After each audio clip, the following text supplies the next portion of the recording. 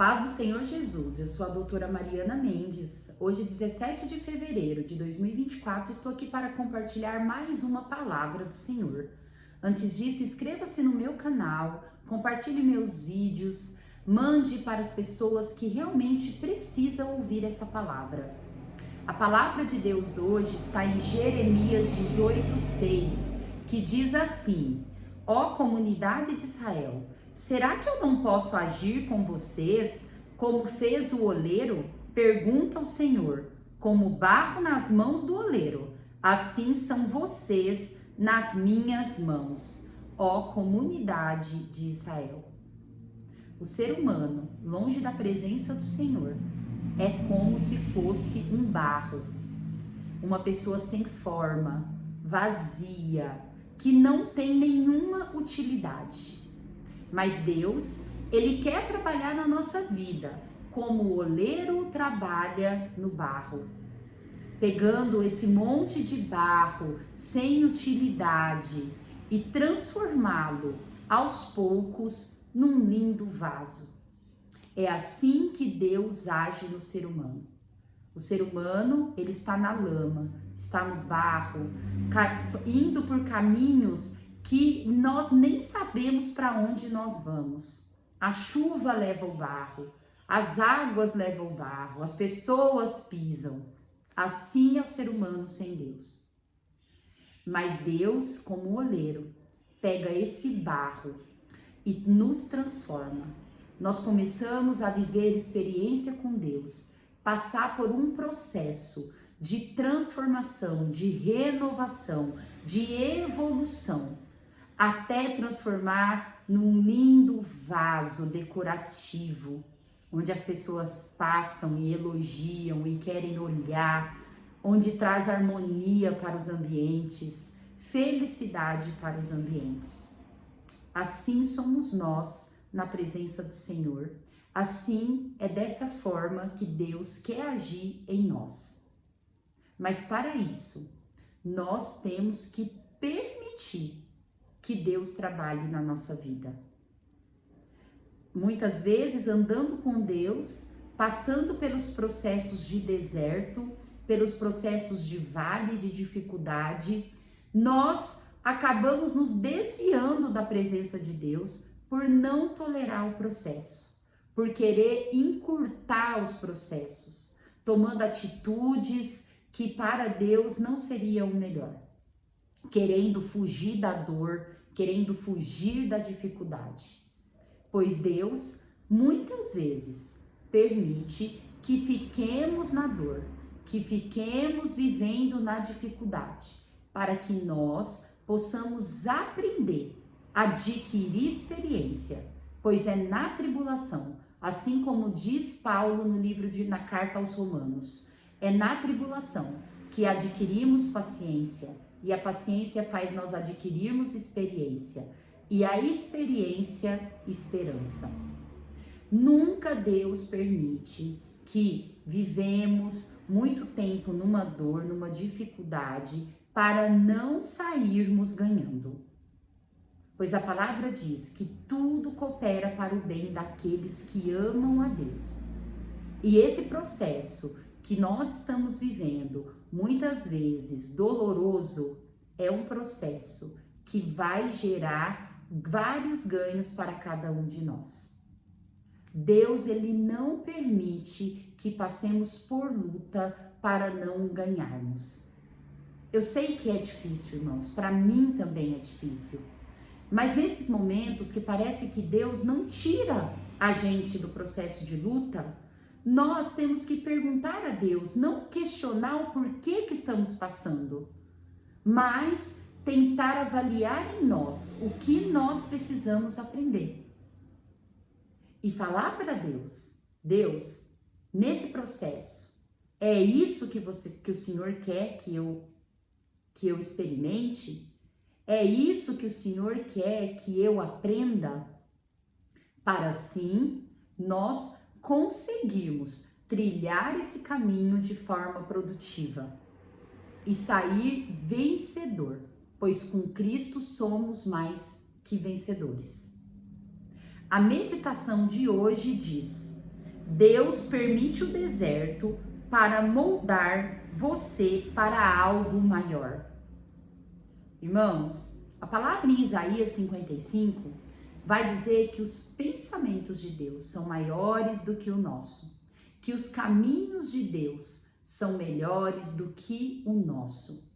E para vivermos o algo maior de Deus, viver o maior de Deus para a nossa vida, nós precisamos tolerar, suportar o processo de evolução que Deus quer que nós passemos.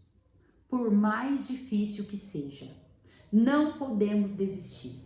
Quando vemos pessoas vitoriosas, com grandes testemunhos de vitória, todos esses testemunhos começam e passam por um processo de dificuldade. Essas pessoas, elas contam a dificuldade que elas tiveram na vida dela, até elas conseguirem alcançar o propósito pré-estabelecido. Irmãos, não desista da luta que você está passando.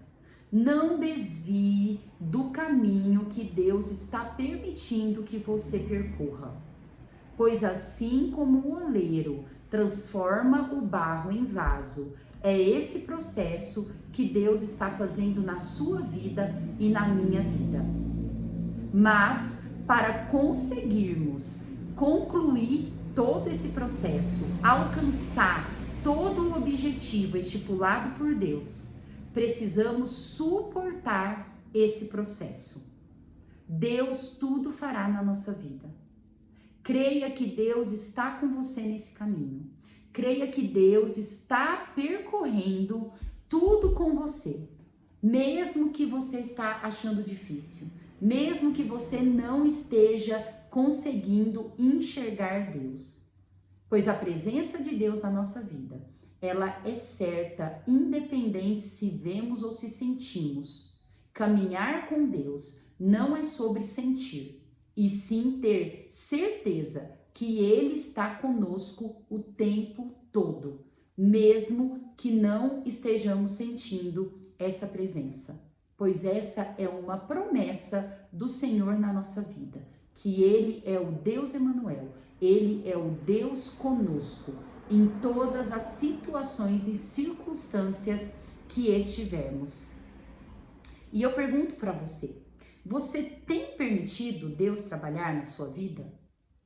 Será que nesse momento você está permitindo que Deus trabalhe na sua vida? Seja paciente. Andar com Deus é decisão.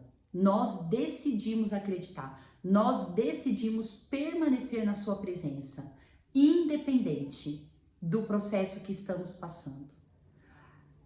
O verdadeiro campeão é aquele que suporta o processo. Assim como um atleta para vencer uma Olimpíada. Quem consegue vencer é aquele que suportou as dores dos treinos, os treinos, o cansaço, as dificuldades, para poder atravessar a maratona. A verdadeira chave do sucesso é suportar, é submeter a Deus nos processos das nossas vidas. Não desanime, não desista. Saiba que o grande oleiro está trabalhando na sua vida e isso depende apenas de você e de mim, para suportar todos os processos e alcançarmos a vitória no final. Deus não permitirá que pereçamos. Deus não permitirá que pereçamos. Toda a luta é para termos vitória em Cristo Jesus, que somos mais que vencedores. A leitura bíblica de hoje está em Mateus 27. Mateus 27, irmãos, vai falar sobre quando Jesus foi entregue ao Império Romano e todos os sacerdotes daquela época por Judas. Jesus, ele foi traído por Judas, que era um dos seus discípulos, em troca de 30 denários. Judas, depois sabendo que Jesus, ele era totalmente inofensivo e totalmente sendo injustiçado por aquilo que ele estava sendo acusado, Judas não suportou o arrependimento e se matou. Depois disso, Jesus ele foi entregue ao Pilatos. Pilatos era o governador romano daquela época. Era o que administrava Israel a mando do Império Romano. E é essa passagem que eu quero compartilhar com os irmãos, que está em Mateus 27, 15 a 18, que diz assim: Ora, por ocasião da festa, costumava o presidente soltar um preso, escolhendo o povo aquele que quisesse. E tinham então um preso bem conhecido, chamado Barrabás. Portanto, estando eles reunidos, disse-lhes Pilatos: Qual quereis que vos solte? Barrabás ou Jesus chamado Cristo? Porque sabia que por inveja o haviam entregado.